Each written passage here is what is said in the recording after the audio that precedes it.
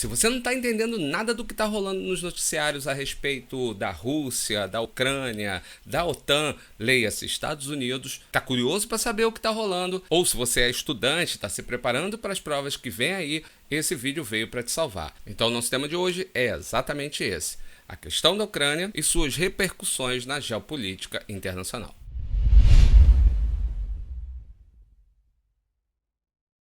Antes da gente partir para a tela do computador, eu só quero te lembrar que dê um like aí embaixo, porque ajuda bastante na divulgação desse canal, que anda bem fraquinha nos últimos tempos. E se você está estudando sobre esse assunto, aproveita para divulgar esse vídeo entre os seus colegas de turma. Então agora vamos parar de enrolação e vamos direto para a tela do computador. Legal, então a gente já começa com essa charge aqui de 2014, ano em que aconteceu a última grande crise envolvendo o território da Ucrânia. Então já vale adiantar que a gente está tratando de uma parte do mundo que gera interesse e não é nem de hoje e nem por acaso. Aqui temos algumas bandeiras, entre elas dos Estados Unidos, da Ucrânia, da Rússia, da OTAN e da União Europeia, que são os grandes interessados em tudo que está rolando nesse exato momento.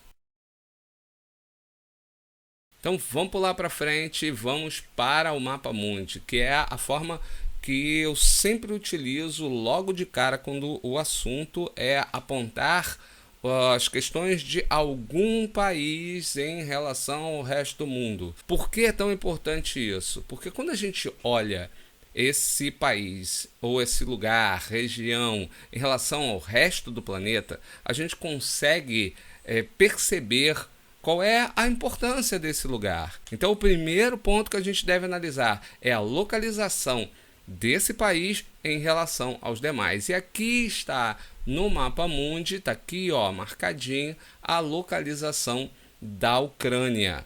Dá para perceber aqui a localização da Ucrânia em relação à Europa, em relação à Ásia. Nós estamos diante de um ponto estratégico importante porque trata-se de uma posição central. Aqui a gente já tem um corte, que é exatamente esse corte, que está aqui ampliado, mostrando a Ucrânia. Aqui embaixo, em verde claro, nós temos a península da Crimeia, da qual nós vamos falar já já. Aqui em branco é o Mar Negro. Nessa parte aqui nós temos a Rússia, a Bielorrússia, Estônia, Letônia, Lituânia e demais países que um dia fizeram parte do bloco socialista e fazem parte daquilo que nós chamamos de leste europeu. De resto aqui, o que a gente tem é a chamada Europa Ocidental. Então, percebam na localização da Ucrânia em relação aos demais países que nós estamos diante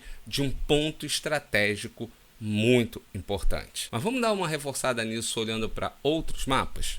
Aqui a gente tem o mapa político do continente europeu. Aqui está localizada a Ucrânia. Perceba que a península que eu citei, a península da Crimeia, que fica aqui ó, no Mar Negro, ela está marcada por uma cor que não define o seu status político. E é sobre isso que a gente vai começar a falar já já. E aqui eu tenho um mapa muito importante, que vai marcar o relevo europeu, vai marcar as altitudes. Então percebam, a Ucrânia, vou fazer aqui uma marcação diferente com uma caneta. A Ucrânia está localizada nessa área aqui, ó, como a gente está vendo no mapa ao lado, ok? Então, o que nós temos aqui, mais ou menos aqui, né? Eu não sou um grande desenhista, nem à mão, muito menos com o mouse, mas o que a gente tem aqui é a continuidade de toda uma extensão de planície que vai desde a Rússia, toda essa planície aqui, que a gente vai chamar de planície sarmática, junto com a planície da Finlândia, a planície germano-portuguesa, a bacia parisiense. A gente tem aqui todo um conjunto de terras baixas, e isso, do ponto de vista estratégico, também é importante. E outro ponto importante está na proximidade, ou melhor, né, nos limites da Ucrânia com o Mar Negro, tornando esse país não apenas um ponto estratégico do ponto de vista que a gente costuma ter, que é o militar, mas principalmente do ponto de vista comercial. Mas vamos seguir em frente, que isso vai ficar um pouco mais claro quando a gente começar a falar da Península da Crimeia. Como dá para ver pela própria localização dela, trata-se de um ponto estratégico. E isso, gente, é óbvio que ao longo da história geraria o interesse de várias nações em terem o controle sobre esse território. Mas a principal nação a se interessar pela Crimeia desde os tempos do Império era justamente a Rússia. E foi em função desse interesse russo que nós tivemos entre 1853 e 1856 a chamada Guerra da Crimeia. E o que nós tivemos nesse episódio foi uma aliança entre França, Inglaterra, a atual Itália e o Império Turco-Otomano, tentando conter o avanço da Rússia sobre as terras da Crimeia. Então, os interesses da Rússia sobre a Crimeia não são recentes. E esse pedacinho de terra aqui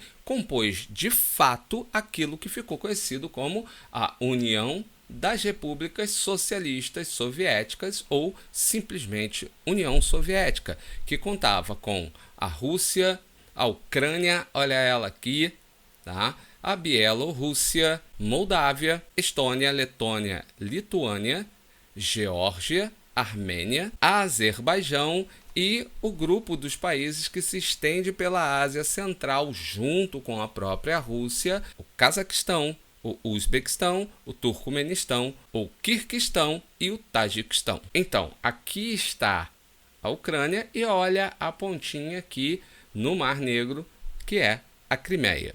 O que acontece é que, ao longo do período da União Soviética, mais especificamente nos anos 50, o ex-líder soviético Nikita Khrushchev cedeu para a Ucrânia esse pedaço da União Soviética chamado Crimeia. Porém, desde um período anterior a essa concessão, a essa entrega da Crimeia à Ucrânia, já havia um processo de migração de uma população de origem russa para a região, como uma estratégia de introdução de toda uma estrutura industrial que se estabeleceu ali na região. O que aconteceu a partir de 1954 foi um estímulo maior ainda à migração desses russos para a Crimeia. Quando a gente olha, por exemplo, para esse gráfico que está aqui com a distribuição étnica da população da Crimeia, a gente percebe os resultados disso lá em 2001, que foi 58% da população da Crimeia formada por pessoas de etnia russa, 24% de ucranianos, 12% de tártaros e outros povos compondo aí 6% da população. E aí, com o fim da União Soviética, a Crimeia entra numa onda de processos de independência que ocorreram em vários países do leste europeu e que eram um resultado mais do que esperado a partir do momento em que a principal base de sustentação de todo aquele bloco socialista, que era a União Soviética, não existia mais. Mais tarde, a Crimeia vai ser integrada à Ucrânia na qualidade de uma província semi-autônoma. Só que ao longo de todo esse processo, desde o fim da União Soviética, a Rússia nunca perdeu o interesse sobre esse pedacinho de terra aqui no Mar Negro. Se você já jogou War, aquele famoso jogo de tabuleiro, você entende qual é a importância de um ponto estratégico como esse. Se você analisa as coisas do ponto de vista das relações comerciais, você também consegue perceber essa importância. E aí, em 2013, a gente tem uma crise política na Ucrânia que acaba se estendendo e se transformando também em uma crise geopolítica envolvendo a posse da Crimeia. Ela vai ser motivada principalmente pela decisão do ex-presidente ucraniano Viktor Yanukovych, ou seja, o Vitão, que era um cara totalmente pró-Rússia, de rejeitar a entrada do país na União Europeia. Quando isso se junta a denúncias de corrupção e ao fato de que a maioria da população de origem ucraniana queria a entrada na União Europeia, o povo vai às ruas e depõe o presidente. Logo após esse episódio, Vladimir Putin recebe autorização do parlamento russo para usar a força militar e invadir a Crimeia, sob a alegação de que estaria protegendo a população de maioria russa da Crimeia. E aí, se a gente tiver aquele mínimo de malícia nas nossas mentes, a gente consegue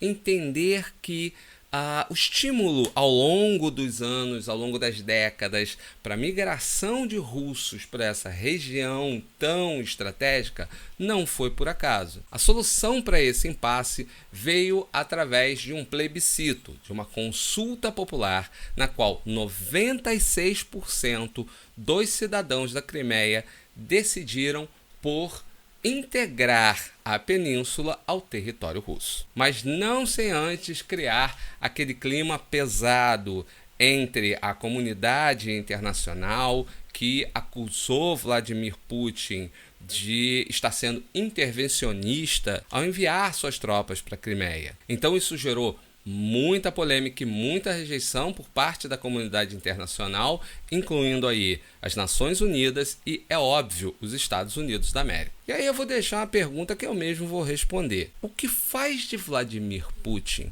esse cara tão marrento, tão autoconfiante em relação ao seu poder? O que faz com que ele venha até um pedaço do território de outro país, leve as suas tropas até esse território com uma justificativa que, do ponto de vista da geopolítica, talvez nem seja tão forte assim, e que inclusive se assemelha muito a certas justificativas do tipo: vamos invadir esse país porque ele tem armas de destruição em massa que na verdade não existiam. É nessa hora que a gente lembra do meme. Enfim, a hipocrisia. Mas voltando à nossa pergunta sobre o porquê da marra de Vladimir Putin, vamos dar uma olhada nesse mapa do território russo aqui. Bom, o que eu tenho aqui? Eu tenho as divisões, as regiões econômicas do território russo. Bem ao centro aqui eu tenho a famosa Sibéria, inclusive a Sibéria Oriental, a Sibéria do Leste e a Sibéria Ocidental, que é a Sibéria do Oeste, ou a porção oeste da Sibéria. E eu queria que vocês prestassem atenção nas legendas desse mapa. Quem tiver com uma tela pequenininha vai ter uma certa dificuldade para enxergar isso. Se você tiver a oportunidade de ir para uma tela maior, vai ser legal. Se não, calma que você vai entender bem onde eu quero chegar. Bom, aqui, bem pequenininho na legenda, a gente tem os símbolos que representam as reservas ou as áreas de produção de carboníferos, petróleo e gás. E aí a gente vai notar que é justamente aqui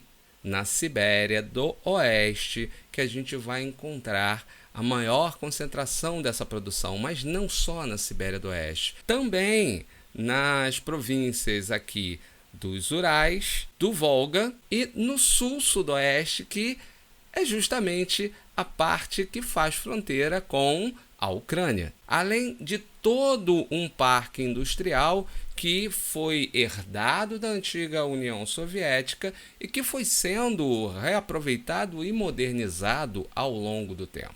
Mas por que eu estou mostrando esse mapa e citando as áreas de produção de petróleo e principalmente de gás? Quando a gente vem para esse gráfico aqui, que é um gráfico de 2010, 2012, ele vai nos mostrar duas coisas. Primeiro, os principais fornecedores de gás natural da Europa. Isso já em 2010. Está aqui, ó, a Rússia com 31,8%, sendo que na atualidade isso beira os 50% de fornecimento de gás natural para a União Europeia. Os outros países são Noruega, Argélia, Catar, Nigéria, entre outros.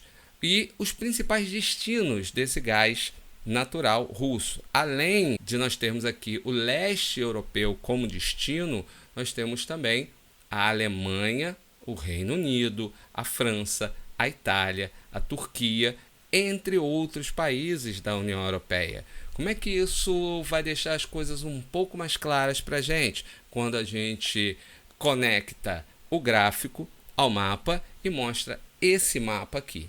Esse aqui é o mapa que vai mostrar os países que vão receber, ou vários desses países que vão receber o gás natural russo.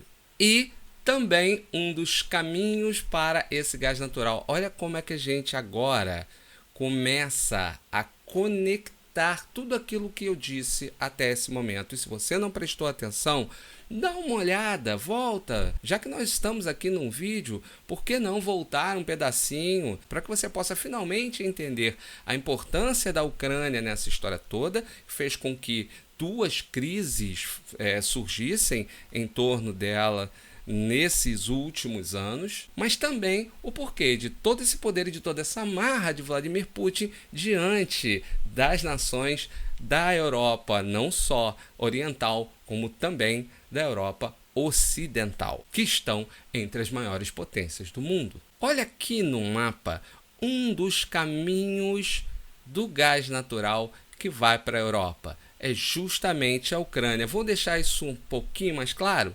Vamos para o mapa seguinte. Aqui nós temos, né? Eu vou tentar traduzir isso aqui de forma direta, tá?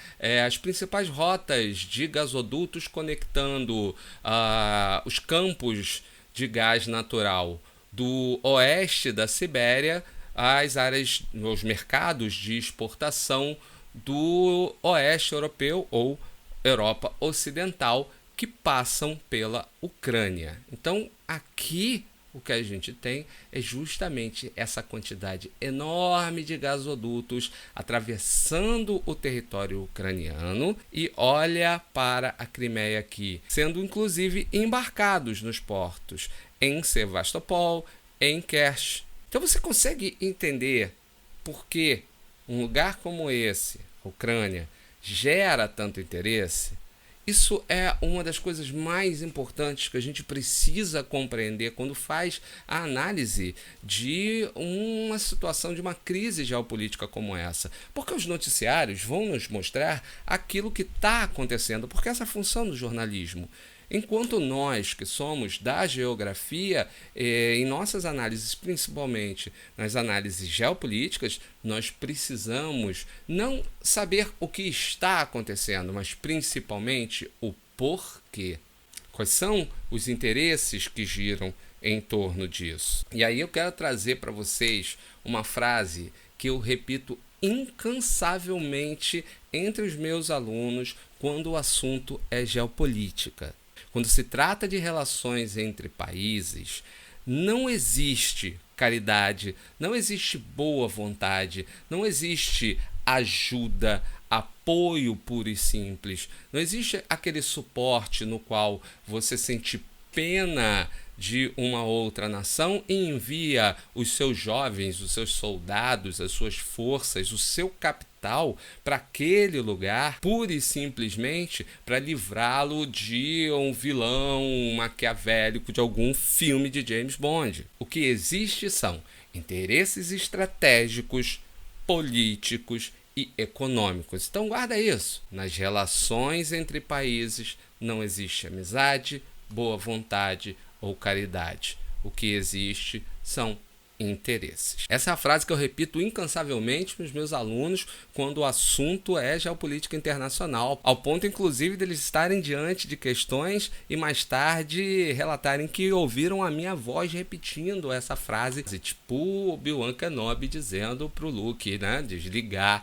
aquele aparelho de mira e usar a força. Se você não entendeu essa relação, é sinal de que eu tô realmente ficando muito velho. Mas deixa a questão da minha velhice para lá e vamos para a atual questão da Ucrânia, da Rússia, da OTAN, dos Estados Unidos e de todos os outros que têm, como vocês acabaram de ver, interesses nessa região. E para isso eu vou ter que voltar um pouquinho no tempo e recorrer à história. Então, a partir de agora, nós vamos falar só um pouquinho sobre a Organização do Tratado do Atlântico Norte, ou OTAN,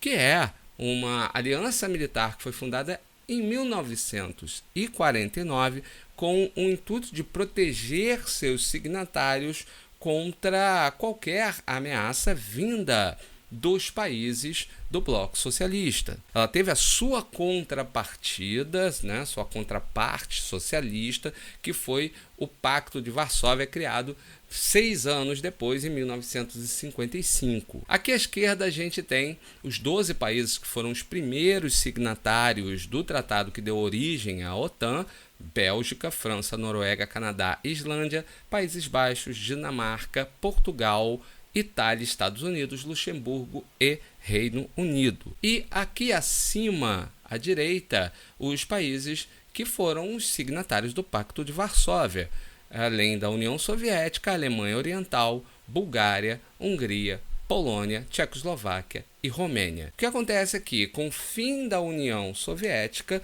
a gente vai ter uma expansão da OTAN, com a incorporação de países como a Alemanha, agora unificada, e também de países que fizeram parte do Pacto de Varsóvia. Na atualidade, a OTAN conta com 28 países que, além dos membros originais, contam com Albânia, Alemanha, que eu já falei, Bulgária, Croácia, Espanha, Estônia, Eslováquia, Eslovênia, Grécia, Hungria, Letônia, Lituânia, Polônia, República Tcheca, Romênia e Turquia. Percebam que houve uma expansão territorial da influência do Ocidente que se estende, ou que se estendeu até a Europa Oriental, ou seja, ao antigo bloco socialista. E é a partir daí que a gente vai ver a grande preocupação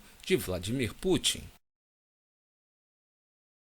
Nesse infográfico aqui, acho que fica um pouco mais clara essa evolução, esse avanço da OTAN desde as nações iniciais, né, além de Estados Unidos e Canadá, as nações europeias, que foram as primeiras signatárias, até a gente chegar a 2020 com a inclusão da Macedônia. E quando a gente volta para o território, estou marcando aqui, ó, vamos desenhar esse negócio.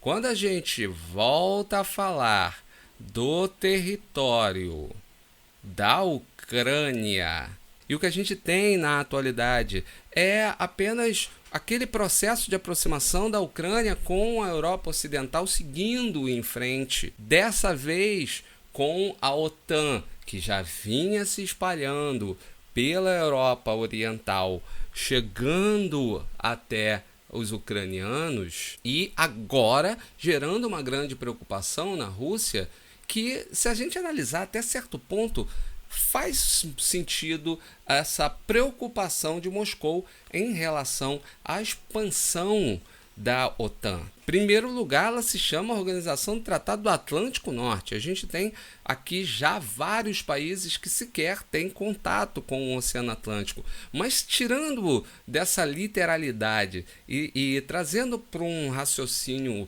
geopolítico, além das alegações já dadas por Vladimir Putin em entrevistas e discursos a respeito da história, da relação histórica cultural, política entre a Rússia e a Ucrânia, há também uma preocupação já declarada de que a aliança militar do Ocidente, ao chegar até aqui, pode representar a introdução de armas, principalmente de armas nucleares, num território que faz fronteira com a Rússia. E isso, para quem não se lembra, em 1962 quase gerou uma guerra nuclear, uma guerra entre os dois países, na crise dos mísseis, quando a antiga União Soviética enviou todo equipamento para a construção de bases de lançamento de mísseis para Cuba,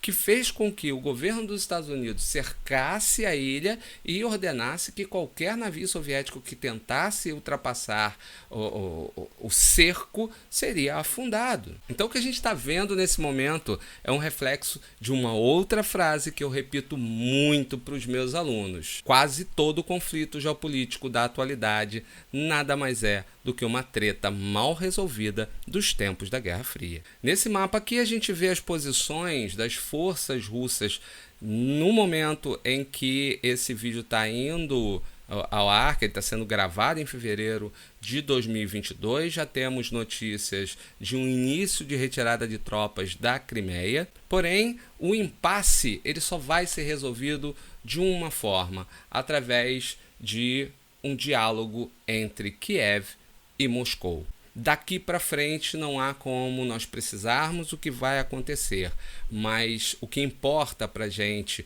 quando a gente trata de geopolítica é, acima de tudo, entender as motivações, os porquês. E aqui a gente tem um mapa com a presença militar dos Estados Unidos no mundo e entre eles está aqui o continente europeu, a área de influência da OTAN, o Oriente Médio, a Ásia Central, a Austrália, o Japão e assim por diante. Eu acho que dessa forma eu consigo parar por aqui, passando para você pelo menos algum entendimento sobre o que está acontecendo, ou melhor, por que tudo isso está acontecendo. E o que nos cabe daqui para frente, principalmente a você que está estudando, é acompanhar os noticiários e torcer para que o diálogo prevaleça, como já prevaleceu em vários momentos na atualidade. Diante do quadro econômico mundial, a última coisa que a gente precisa talvez seja uma guerra. Então, espero ter te ajudado a compreender esse assunto. Se você gostou desse vídeo, taca o like aí embaixo e compartilhe isso com os seus colegas, para que eles possam conhecer toda essa parte da história e da geopolítica mundial, assim como você. Então, eu fico por aqui. Um beijo, um abraço para todos e todas e até o próximo vídeo. Tchau, tchau.